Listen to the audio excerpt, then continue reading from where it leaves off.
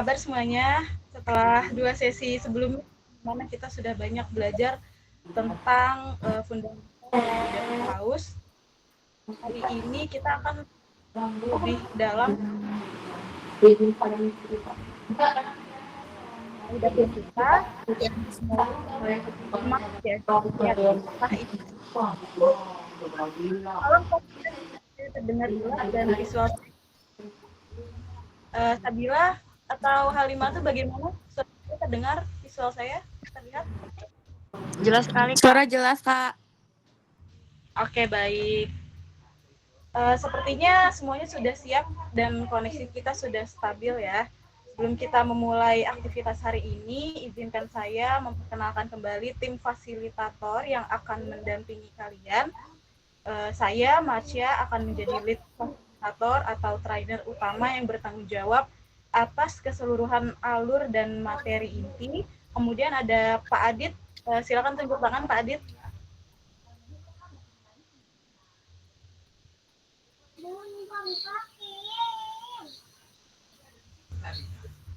Nah, itu ada Pak Adit sebagai CEO fasilitator kita yang akan fokus pada sesi demonstrasi dan praktik. Kemudian ada Bu Adinda yang menjadi pitch materi. Bisa angkat tangan Bu Adinda? Nah, yaitu ya, yang memastikan semua slide dan workshop sheet siap untuk dibaca oleh calon karyawan. Lalu ada juga Bu Istiqomah sebagai pitch observasi dan dokumentasi yang akan mencatat perkembangan kalian. Bisa tunjuk tangan Bu Istiqomah? Nah, ya. Lalu ada Bu Anissa nih sebagai pitch suasana dan evaluasi yang akan menjaga energi kalian agar tetap positif dan mengelola proses evaluasi dalam sesi pelatihan ini. Bisa tunjuk tangan? Nah, yaitu Bu Anissa. Oke, sekarang akan diambil alih oleh Bu Anissa ya untuk sesi ice breaking dulu nih biar semangat. Oke, terima kasih Lukman atas tepuk tangannya. Oke, sepertinya siap. Sepertinya semua sudah siap. Sebelum kita mulai lebih jauh, saya Anissa mau ajak kita ice breaking singkat nih. Yuk, satu kata tentang kopi favorit kalian dan kenapa. Kita mulai dari Meira ya, silahkan. Kalau saya suka latte, Bu, karena rasanya creamy dan juga pas untuk memulai hari.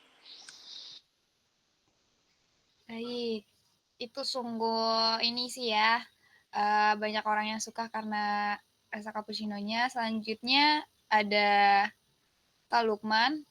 Gimana menurut Kak Lukman tentang satu kopi favorit dan kenapa? Ya, thank you. Mungkin kopi favorit saya sekarang kopi susu gula aren sih, karena manisnya pas kayak kenangan. Baik, Kak Lukman. Selanjutnya ada Kak Sabila tentang kopi favorit dan kenapa. Kalau saya lebih suka es matcha latte sih, Bu, karena buat saya matcha latte itu creamy di mulut. Enak sih ya emang matcha latte itu kalau dingin-dingin. Dan Iya. terakhir untuk Kak Aul, gimana favorit kopi Kak Aul dan kenapa? Kalau aku sama sih kayak Sabila, aku suka ice matcha latte karena aku lebih suka ke matcha daripada kopi. Oh, oke, emang selera sih ya, balik lagi ke selera masing-masing. Oke, untuk itu akan dilanjut oleh Kak Adit dan Kak Adinda. Terima kasih untuk yang sudah mau berpartisipasi tentang kopinya ya.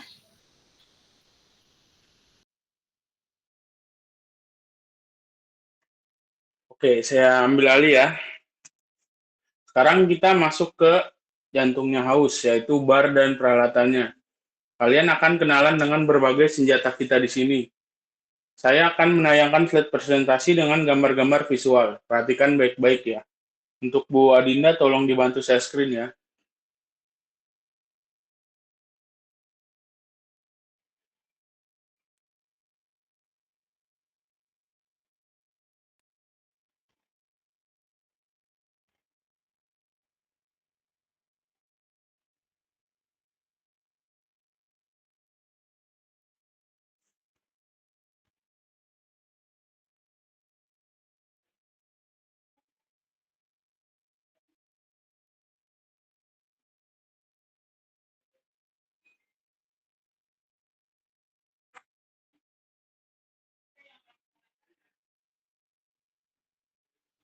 Sudah terlihat kan ya?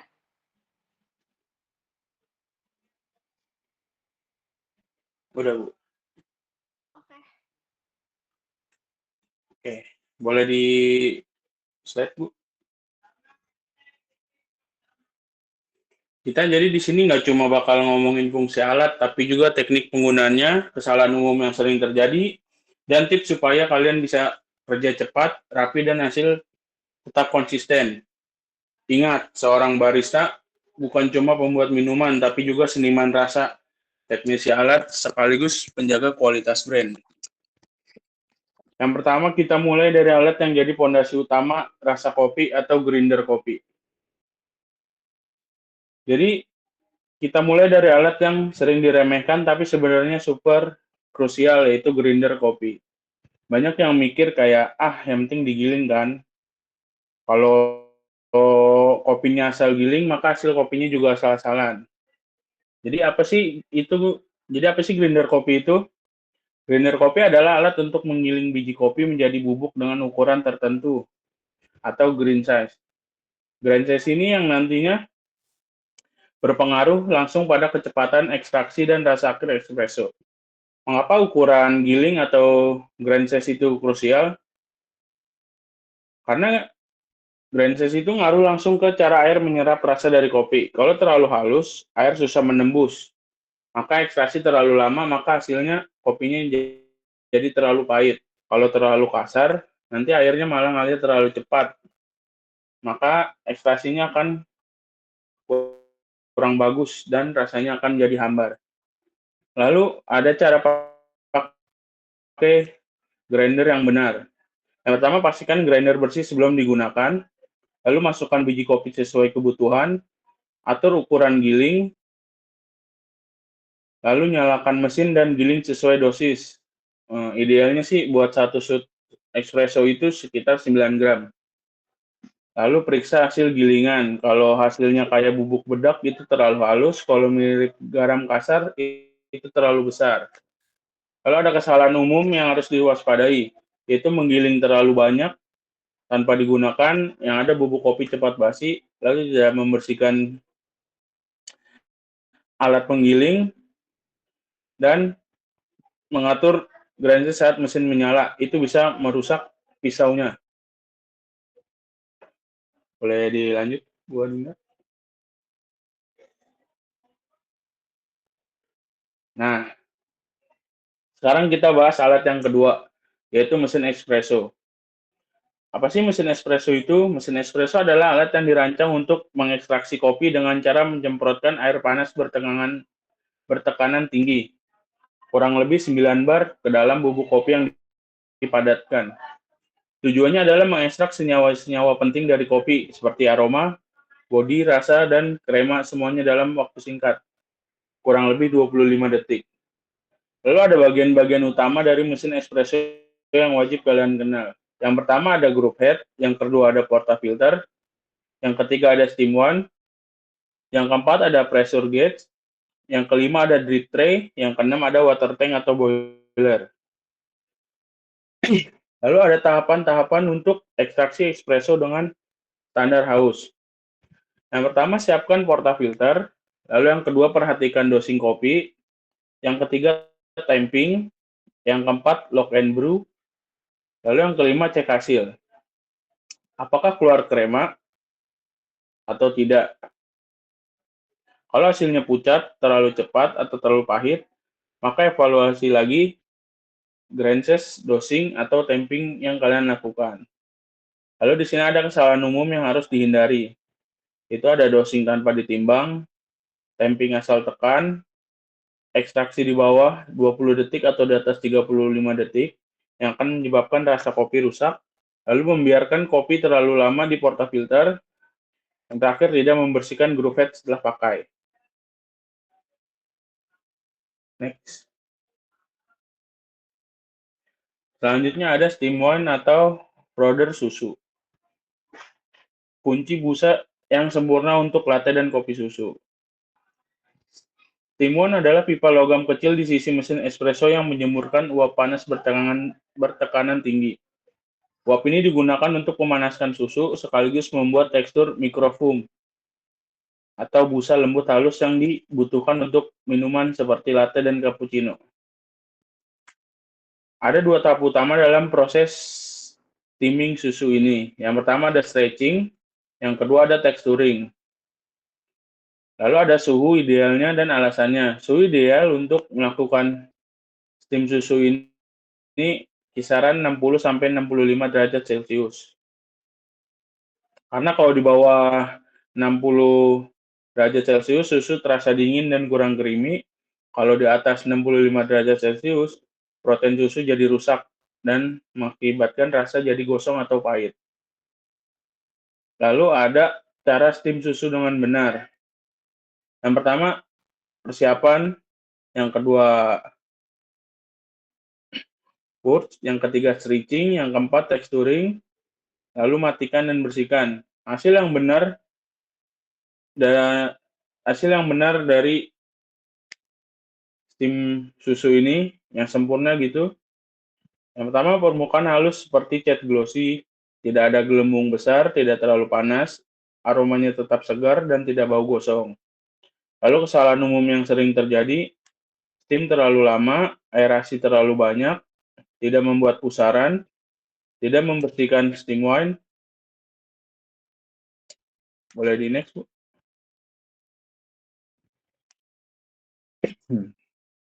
Lalu ada hot water dispenser. Steam multifungsi yang nggak boleh diabaikan. Hot water dispenser adalah alat yang berfungsi untuk menyediakan air panas secara instan dan konsisten dengan suhu yang terjaga. Fungsi utama hot water dispenser ini biasanya itu buat menyeduh teh, membuat americano atau long black, preheat cangkir atau gelas, sanitasi dan bilas peralatan ringan, membantu melarutkan bahan makanan. Lalu ada kesalahan umum yang harus dihindari.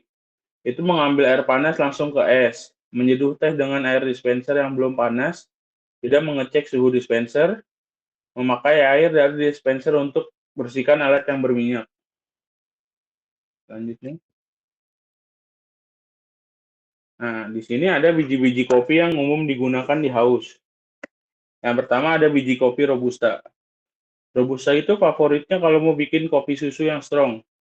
Ciri-cirinya itu dia lebih pahit, kadar kafein lebih tinggi, aftertaste kadang earthy atau woody. Biasanya dipakai buat base kopi susu kekinian karena rasanya yang kuat dan nggak kalah sama rasa susu. Lanjutnya, Bu. Lalu ada biji kopi Arabica. Kalau Arabica rasanya lebih ringan, asam, floral, dan fruity. Cocok buat manual brew, espresso pure, dan untuk customer yang suka kopi dengan karakter rasa yang kompleks. Tapi kafeinnya lebih rendah dan teksturnya lebih smooth. Ini pilihan yang lebih elegan. Lanjutnya. Di sini kita ada praktik cara meracik kopi susu. Yang pertama, siapkan alat-alat dan bahan yang terdiri dari gelas saji, es batu, jigger, sendok, susu UHT, gula aren cair, dan espresso. Langkah-langkahnya adalah tuang gula aren cair ke dasar gelas, isi gelas dengan es batu hingga penuh, tuang 200 ml susu UHT secara perlahan di atas es batu, lalu tuang espresso secara perlahan di atas susu menggunakan sendok. Teknik ini supaya lapisan espresso nggak langsung jatuh. Ini rahasia layer yang bagus dari barista profesional. Lalu aduk atau sajikan langsung. Itu tergantung selera customer. Ada yang suka diaduk, ada yang suka menikmati layer per layer.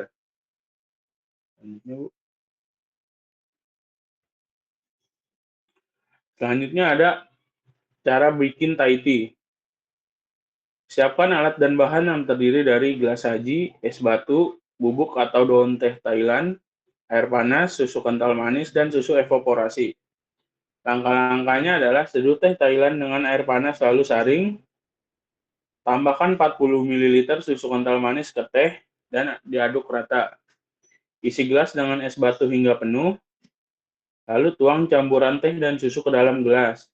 Tambahkan 25 ml susu evaporasi di atasnya untuk layer yang bagus. Nah, jadi kita udah sampai di akhir sesi. Selanjutnya akan diserahkan ke partner saya. Nah, baik nih, setelah Pak Adit menjelaskan materi terkait praktik dan teori tadi, adakah yang mau bertanya? Yang mau bertanya, dipersilakan ya.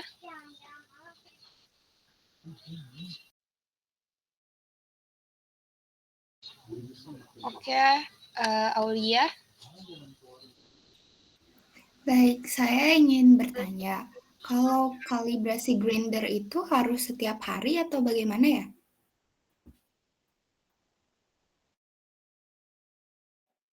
Oke, itu pertanyaan yang bagus ya, Aulia. Kalibrasi grinder idealnya memang dilakukan setiap hari, terutama di pagi hari sebelum peak hour, dan bisa disesuaikan jika ada perubahan kelembapan atau biji jenis kopi yang baru.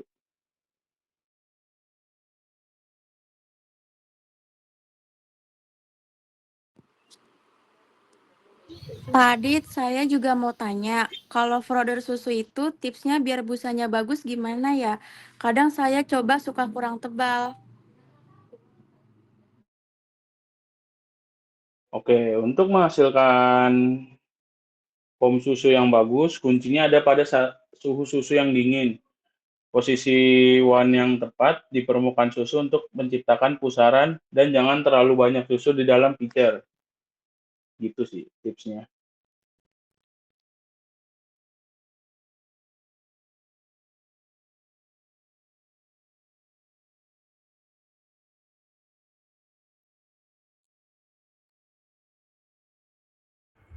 Oh iya, sorry tadi ke mute. Pak Adit, saya mau nanya, kalau di bagian mesin kopi itu kan ada bagian yang keluar air panas kayak gitu. Itu biasanya untuk apa ya selain buat kopi? Oh, itu namanya hot water dispenser atau steam one. Juga bisa mengeluarkan air panas. Selain untuk kopi, biasanya kita gunakan untuk membuat teh panas atau memanaskan cangkir sebelum penyajian. Jadi sangat multifungsi sekali ya. Oh, Selanjutnya, kasih ya. Oke, baik guys. Sekarang kita masuk ke pembahasan upselling dan cross-selling. Bu Adinda boleh dibantu share screen?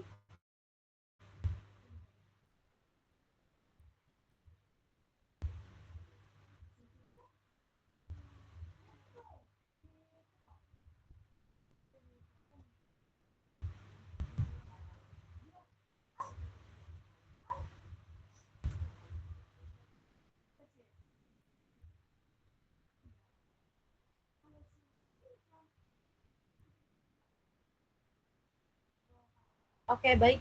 Apa sudah terlihat? Udah ya? Sudah terlihat. Terima kasih Bu Adinda.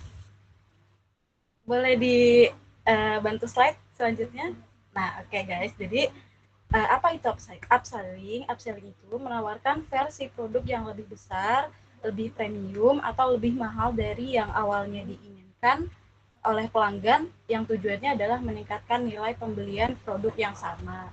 Jadi gampangnya gini, upselling itu ibarat kita nawarin yang lebih nampol dari apa yang awalnya pelanggan mau. Misalnya nih, kalau ada yang pesan kopi susu biasa, kita tawarin, Kak, gimana kalau coba yang ukuran jumbo biar lebih puas?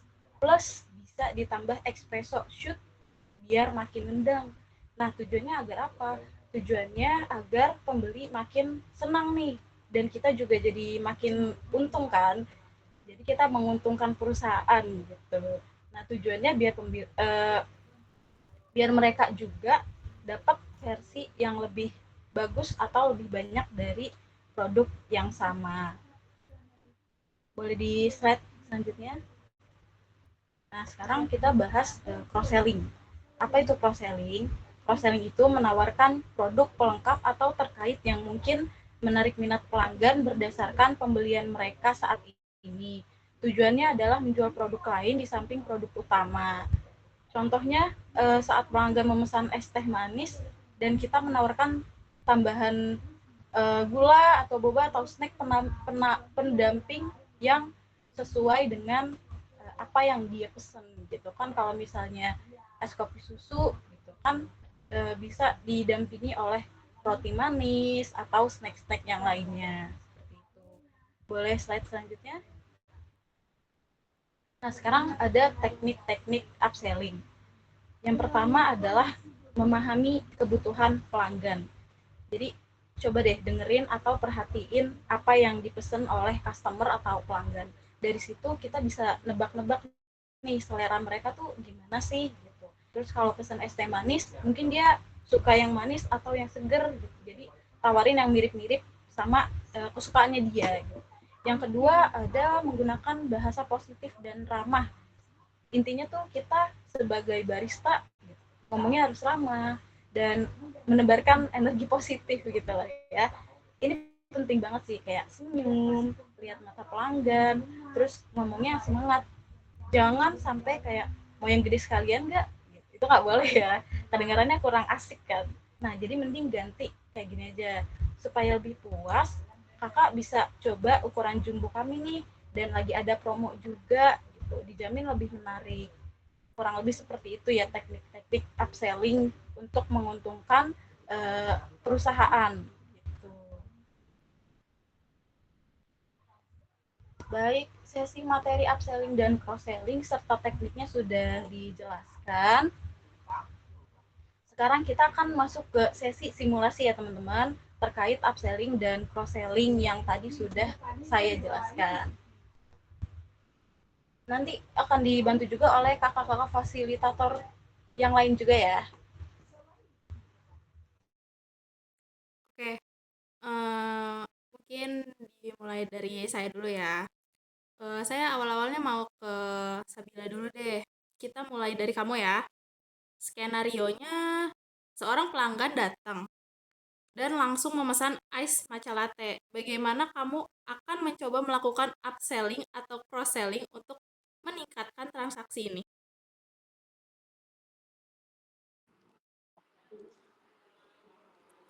Oke. Selamat siang, Kak. Es matcha latte-nya mau yang ukuran jumbo sekalian, Kak. Lebih hemat, Kak, karena lagi ada promo potongan harga dari harga normalnya. Oke, terima kasih Sabila. Boleh ke kakak fasilitator yang lain. Oke, selanjutnya aku ya. Boleh untuk Halimatu, giliran kamu nih. Skenario-nya itu pelanggan sudah memesan es kopi susu gula aren. Apa yang bisa kamu tawarkan agar dia membeli produk tambahan atau pelengkap? Kalau saya sih kayak, "Kak, untuk es kopi susu gula arennya mau ditambah topping boba atau grass jelly, biar makin seru dan rasanya makin enak." Oke, baik. Terima kasih. Selanjutnya silakan. Oke, baik. Sekarang giliran Meira ya. Sekarang skenario untuk kamu, seorang pelanggan ragu-ragu nih memilih antara Milo Dinosaurus atau Taiti. Bagaimana kamu bisa meyakinkan dia atau customer itu untuk memilih salah satu atau mungkin menambahkan sesuatu? Oke, mungkin akan selamat siang Kak. Untuk Milo Dinosaurusnya kita punya Milo Dinosaurus Extra loh, yang taburan Milo bubuknya lebih melimpah. Atau kalau kakaknya mau yang segar-segar, kita juga ada Thai tea yang juga sangat direkomendasikan Kak. Oke, terima kasih. Bagus banget. Silakan dilanjut oleh kakak fasilitator lainnya. Oke, selanjutnya buat Lukman nih. Misal skenario selanjutnya tuh pelanggan udah membeli satu es kopi susu gula aren dan terlihat sedang melihat-lihat menu pastry. Bagaimana kamu akan menawarkan produk pastry agar terjadi cross-selling? Oke Pak, seperti itu mungkin saya bakalan bilang kayak gini, Kak, kalau es kopi susu gula arennya mau dinikmatin sekalian pakai cemilan nggak? Kita ada roti coklat keju yang baru keluar dari oven, jadi masih hangat. Cocok banget buat diminum sama kopinya. Oke, bagus sih. Makasih ya, Man. Ya,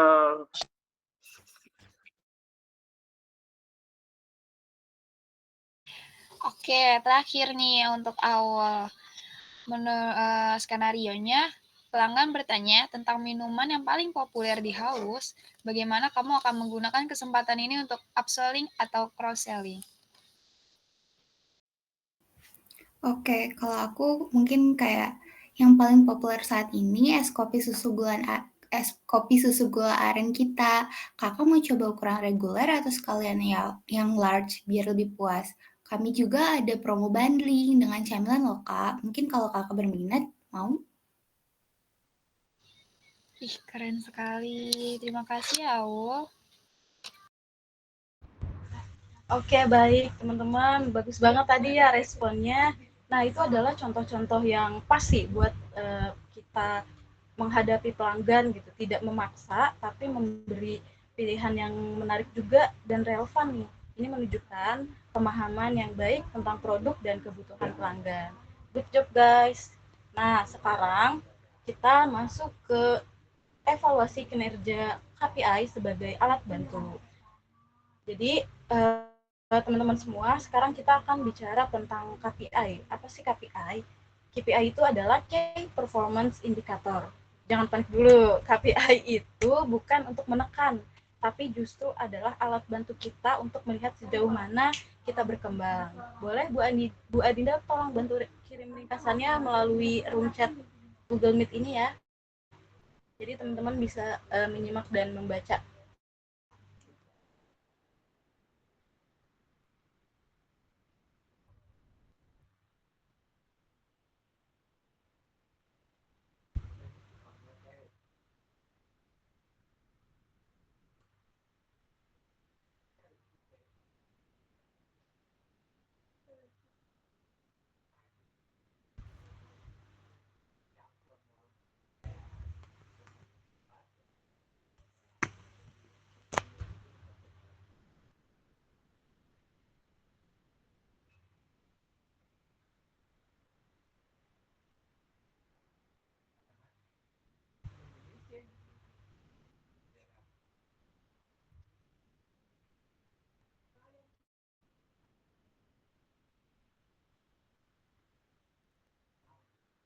Oke teman-teman, apakah udah terlihat di room chat Gimit-nya?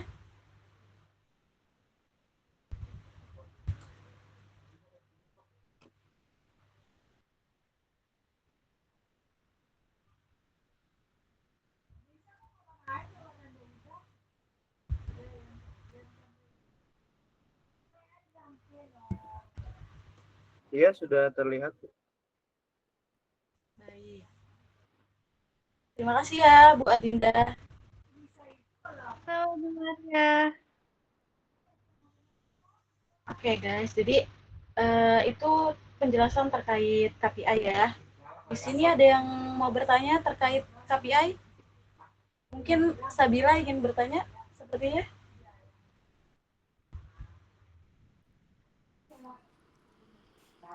Oke, Bu Marsha, kalau kecepatan layanan itu diukur dari apa ya? Dari pas pelanggan order sampai produk jadi? Oke, pertanyaannya bagus ya Sabila ya. Jadi kecepatan layanan bisa diukur dari waktu total pesanan, dari pelanggan menyelesaikan pembayaran hingga produk diterima di tangannya. Tujuannya agar antrian tidak menumpuk. Apakah sudah terjawab, Sabila? Ya, sudah, Bu. Oke, baik. Sekarang kita lanjut ke sesi manajemen stres dan energi yang akan dipersembahkan oleh fasilitator kita yaitu Ibu Istiqomah. Silakan. Oke, terima kasih Bu Marsha. Oke guys, ini kalian boleh ngikutin yang nanti saya arahkan. Jadi di tengah rush hour yang padat, kita pasti merasakan tekanan. Jadi manajemen stres itu penting banget ya buat kita di sini semua. Apalagi kalian yang calon-calon karyawan nantinya. Kita akan coba latihan pernapasan 4, 7, 8. yang bisa kalian lakukan kapan saja. Boleh ikuti instruksi saya ya. Ini tarik napasnya dari hidung dulu, nanti ditahan, terus dihembusinnya dari mulut. Jadi kayak boleh tarik napas, ikutin ketukan saya ya. 1, 2, 3. Tarik napas. 1, 2, 3, 4. Tahan. 1, 2, 3, 4, 5, 6, 7. Buang perlahan di mulut. 1, 2, 3, 4, 5, 6, 7, 8. Oke. Sekarang saya ingin mendengar dari kalian, bagaimana cara kalian menjaga energi tetap positif nih di tengah tekanan kerja. Mungkin Meira deh, gimana cara kamu kalau dapetin di posisi ini gitu? Baik, kalau saya Kak biasanya tuh ambil jeda sebentar ke belakang bar sih, terus, tarik napas dalam-dalam atau juga kadang, saya dengerin musik dari earphone sebentar pas lagi istirahat. Oke.